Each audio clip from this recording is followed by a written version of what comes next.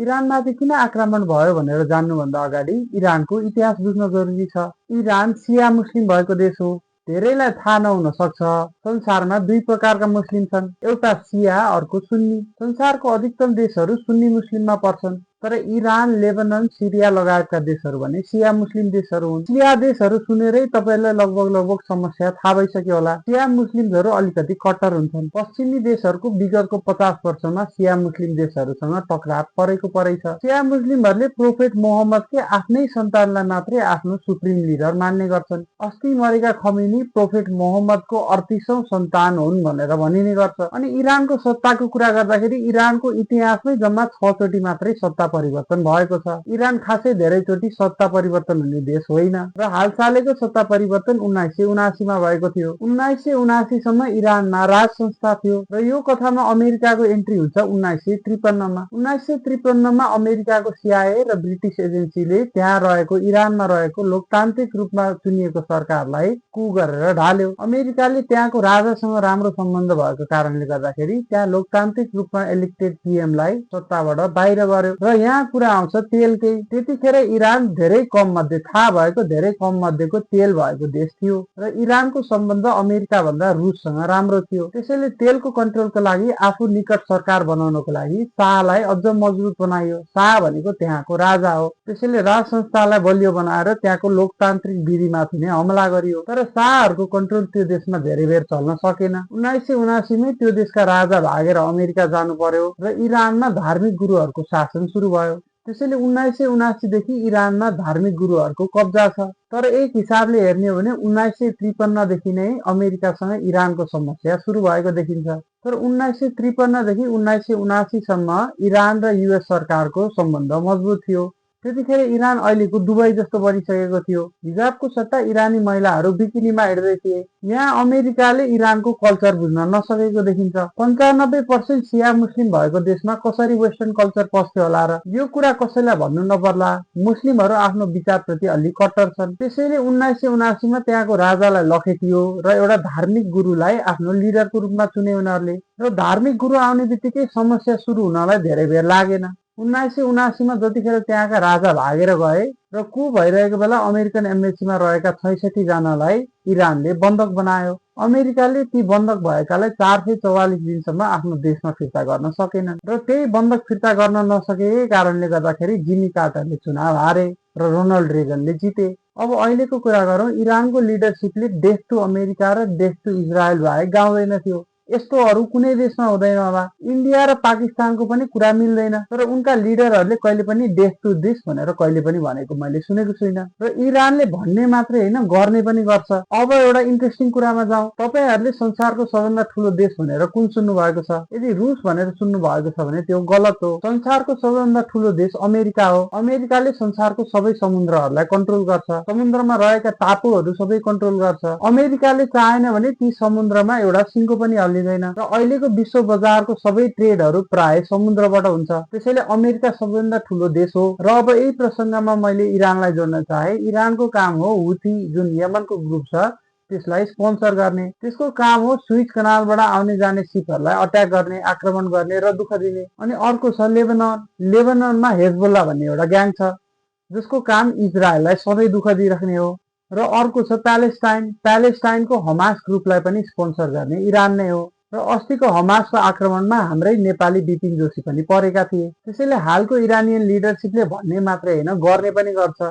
Death to America भन्ने मात्रै होइन, डेथ टु अमेरिका गर्ने पनि गर्छ। अझ अमेरिकालाई भन्दा पनि इजरायललाई बढी दुःख दिएको छ। फेरि विकसित देशहरूको के हुन्छ भने उनीहरूको एकजना जनतालाई मार्यो भने पनि युद्ध सुरु गर्न तयार हुन्छन्। र अस्ति त हमासले 1200 जना मारेको थियो, जसमध्ये 46 जना अमेरिकन थिए। र एउटा कुरा चाहिँ के हो भने अमेरिकाले आफ्नो जनता मारेको कहिले पनि बिर्सिँदैन। त्यसैले इरानलाई अमेरिकाले कुनै हालतमा पनि आणविक हतियार पाउन दिँदैन। 1979 मा त जम्मा 444 दिनको लागि अमेरिकीहरू बन्धक भएका थिए अमेरिकन एम्बेसीमा। तर यदि इरानले आणविक हतियार पाइहाल्यो भने अमेरिका सधैँको लागि बन्दक हुनेछ। र एउटा भन्नै पर्ने कुरा, राजनीतिक लिडरसिप र एउटा धार्मिक लिडरसिप फरक हुन्छ। अझ मुस्लिम धार्मिक लिडरसिप त अझ फरक हुन्छ। तपाईँहरूले धेरैवटा मुस्लिमहरू आत्मघाती बम विस्फोटमा संलग्न भएको सुन्नु भएको होला। उनीहरू आफ्नो धर्मको लागि आफ्नो ज्यानै दिन पनि तयार हुन्छन्। त्यसैले इरान एउटा धार्मिक लिडरसिपको अन्डरमा थियो र यदि इरानले आणविक हतियार पाइहाल्यो भने यो संसार नै असुरक्षित हुन्छ। त्यसैले अमेरिकाले केही महिना अगाडि इरानले आणविक बम बनाइरहेको ठाउँमा आक्रमण गरेको थियो।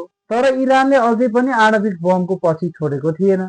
र हालको अमेरिकी सरकारको बारेमा केही भन्न चाहे, हालको अमेरिकी सरकार हानिहाल्ने खालको छैन। उसले संवादमा विश्वास राख्छ। इरानसँग पनि संवाद गर्न खोजियो, इरानले खासै संवादमा रुचि देखाएन। यो केसमा इजरायल भने अलिकति फरक छ। इजरायलले भने धेरै संवाद गर्दैन, इजरायल हान्नको लागि डराउँदैन। त्यसैले इरानले आणविक हतियारको पछि नछोड्ने स्थिति देखिएपछि आक्रमण गर्ने बाहेक अरू केही उपाय देखेन। किनभने अहिले बन्न नसके पनि कुनै न कुनै अवस्थामा इरानले आणविक बम बनाउने थियो र त्यतिखेर यी देशहरूलाई खतरा हुने थियो। जस कारणले गर्दाखेरि डोनाल्ड ट्रम्प आक्रमण गर्नबाट पछि हट्न चाहेनन्। त्यसैले अहिलेका हालका लिडर खोमेनीमाथि आक्रमण गरियो र पहिलो स्ट्राइकमै उनलाई परास्त गरियो।